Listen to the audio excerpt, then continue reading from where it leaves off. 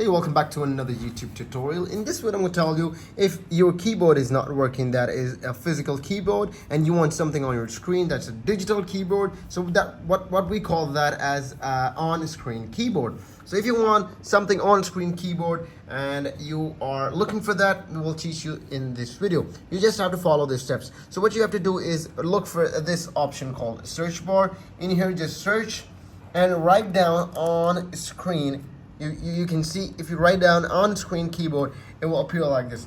Just open it, just double click it. Voila. Now look at this. Now this is your on screen keyboard, and if you want to type in anything on this keyboard, look, you want to click that, it's working perfectly.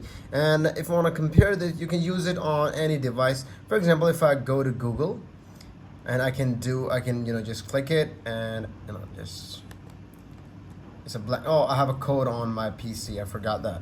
So if I put in the password 1 2 3 4 5 and I hit OK, it works perfectly fine. So this is this on-screen keyboard for your computer. If you like this video, make sure to leave a comment below and subscribe to this channel. We'll see you in another video. Keep visiting Tig's Schooling.